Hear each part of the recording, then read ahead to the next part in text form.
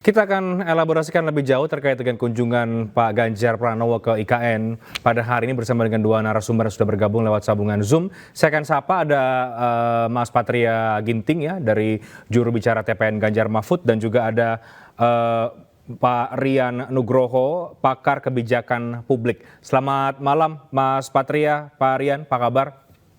Selamat Selamat malam. malam, Bung Ya, Rehat, Pak Riyad. Selamat Sehat malam, selalu. baik. salam sehat. Saya mau langsung ke Mas Patria Ginting terlebih dahulu, rekan saya ini bagaimana kita bisa memaknai kunjungan Mas Ganjar ke IKN Nusantara ini sebagai capres pertama yang berkunjung ke IKN.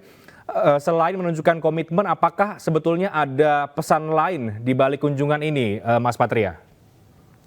Ya, kalau pertama yang perlu ditegaskan memang komitmen ya, karena tim melihat bahwa sebelum ini ada gosip, ada kabar, baik itu sengaja atau tidak disengaja, yang mengesankan bahwa pasangan Ganjar Mahfud eh, untuk IKN itu masih ragu-ragu. Nah, 7 Desember 2023 sudah tidak ada lagi keraguan, jangan lagi percaya gosip, sudah jelas, sudah pasti bahwa pasangan Ganjar Mahfud jika terpilih nanti akan melanjutkan IKN.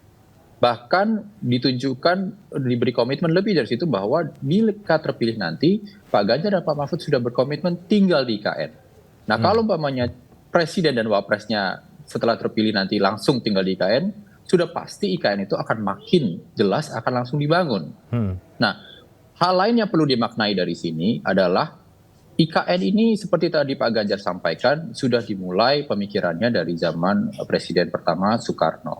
Lalu kemudian di era Presiden Joko Widodo sebagai ikon atau wujud dari perubahan paradigma pembangunan Indonesia dari Jawa sentris menjadi Indonesia sentris. Nah, yang perlu diingat bahwa ketika tahun 2015-an Pak Joko Widodo Presiden memulai paradigma pembangunan Indonesia sentris, orang-orang di sekeliling Pak Presiden yang merancang konsep Indonesia sentris itu saat ini ada di TPN Ganjar Mahfud. Contohnya Mas Andi Wijayanto yang memang dikenal sebagai salah satu konseptor berbagai macam program Nawacita. Lalu kemudian karena Indonesia sentris ini esensinya adalah memastikan seluruh rakyat Indonesia itu sejahtera, tidak merasakan ketimpangan, ada juga Mbak Puan Maharani sebagai Ketua Dewan Penasehat di TPN Ganjar Mahfud yang pada saat konsep Indonesia sentris diluncurkan, dia sedang menjadi Menko PMK yang bertanggung jawab menekan angka kemiskinan dan juga menekan angka kesenjangan ekonomi. Oke. Jadi dan jangan lupa Pak Ganjar sendiri itu 2 kali menjadi juru kampanyenya Pak Presiden Joko Widodo di 2014 dan 2019. Oke. Sebagai jurkam, beliau sangat paham apa konsep Indonesia sentris yang Ya.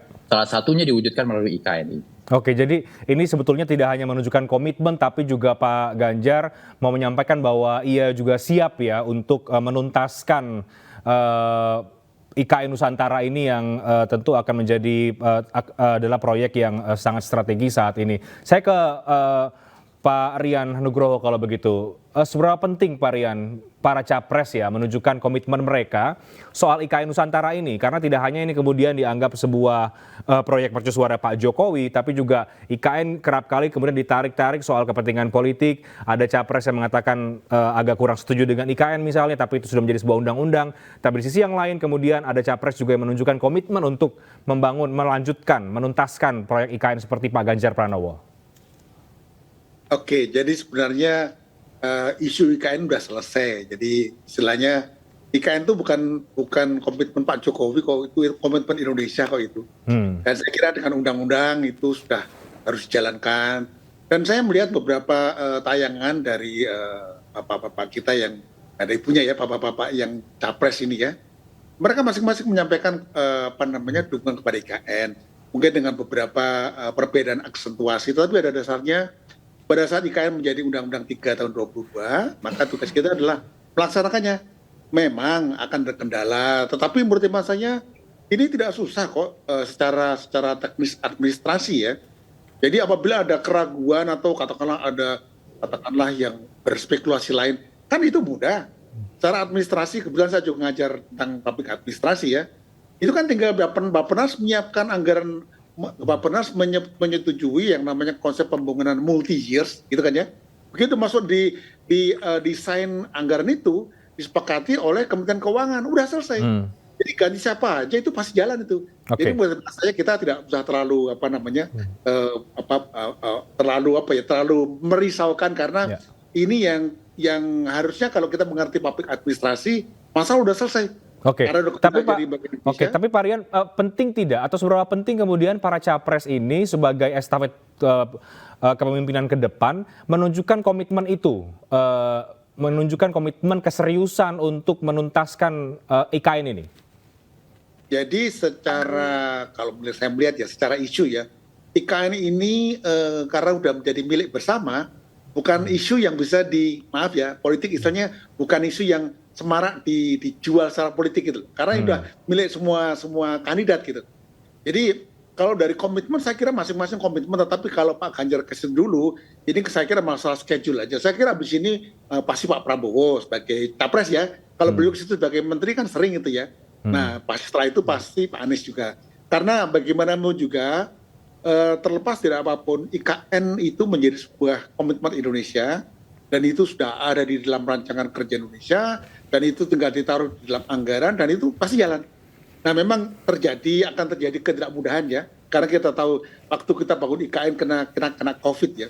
Jadi yang paling penting adalah bagaimana masing-masing mempunyai strategi. Misalnya, ini yang strateginya mengedepankan, ada yang mempercepat. Jadi yang menurut saya, para capres akan mengajukan IKN tapi tidak jadi jualan mereka masing-masing politically ya, karena itu sudah selesai gitu loh. Mungkin akan ada isu-isu yang lebih menarik yang itu ya lebih bisa dijual lah kira-kira.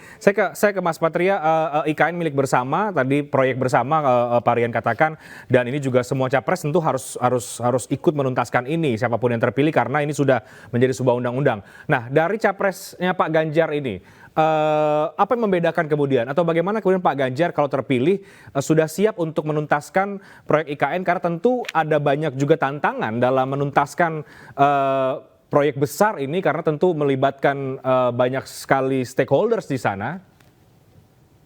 Ya, tadi seperti saya sampaikan, karena IKN ini adalah personifikasi dari paradigma pembangunan Indonesia sentris, dan karena yang membuat Indonesia sentris, yang menerjemahkan Indonesia sentris yang diutarakan oleh Pak Presiden Joko Widodo banyak yang di TPN Ganjar Mahfud. Jadi Pak Ganjar beserta tim ahli yang mendukungnya sangat memahami apa yang harus dilakukan untuk mempercepat pembangunan IKN ini. Bagaimana ekonomi hijau dan ekonomi digital bisa menjadi supporting dari percepatan pembangunan IKN. Nah, saya rasa itu yang sangat membedakan, menjadi ciri khas, bahkan menjadi kelebihan dari pasangan Ganjar Mahfud dalam konteks pembangunan IKN yang akan menjadi ikon Indonesia yang baru, menjadi kebanggaan dari generasi muda.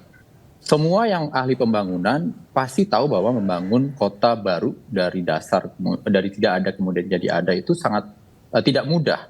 Tetapi sekali lagi, karena konsep yang mendasarinya itu adalah Indonesia sentris, dan yang selama ini sangat paham apa yang diinginkan dari Pak Presiden Joko Widodo untuk dalam pembangunan IKN dan mewujudkan Indonesia sentris dalam hal-hal lainnya, itu ada di TPN-nya Ganjar Mahfud. Dan Pak Ganjar sendiri yang sudah jadi 2 kali juru kampanyenya Pak Joko Widodo sangat paham, sangat tahu, sehingga nanti jika memang terpilih akan tahu apa yang harus dilakukan untuk kemudian segera mempercepat berlari dalam pembangunan IKN.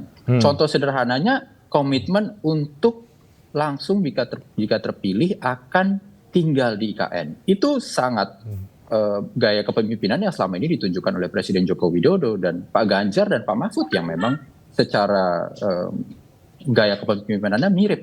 Dan jangan lupa, gaya kepemimpinan seperti itu yang turun langsung, yang selama 9 tahun ini telah berhasil membawa Indonesia ke titik sekarang, menuju gerbang keunggulan. Oke, saya ke Pak Rian, kalau melihat rekam jejak dan profil dari Pak Ganjar dan juga cawapresnya Pak Mahfud MD, seberapa yakin Anda kemudian pasangan ini bisa menuntaskan IKN ini dengan baik dan menyelesaikan proyek besar ini sebetulnya, Pak? Oke, saya menggunakan bahasa public administrasi ya, dan public policy, bukan bahasa politik. Jadi sebenarnya kalau kita melihat program dan jadi proyek IKN ini sudah ada di dalam pipeline-nya pemerintah Indonesia.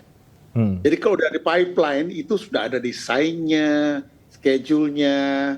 Nah, dengan demikian menurut penilaian saya, siapapun nanti yang menjadi presiden, dia akan tetap melanjutkan IKN dengan mungkin perbedaan aksentuasi. Tadi Mas Patria menyampaikan ada keunikan masing-masing, itu betul. Jadi saya kira nanti masing-masing akan punya keunikan, tetapi kalau kita lihat apakah ini mohon izin ya, apakah berarti kalau apakah ini kalau terpilih menjadi lebih hebat gitu kan ya?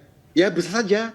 Tetapi kalau di dalam pemahaman kita sebagai public administrasi, apabila semua sudah in pipe, sudah pipeline ya, tinggal lari aja. Nah, tinggal bagaimana nanti masing-masing kandidat bisa menggunakan ini sebagai wacana. Ada yang mengatakan kami lebih mengetahui di situnya, kami di situnya, dan ini akan menjadi menarik. Dan ini akan kita lihat saja.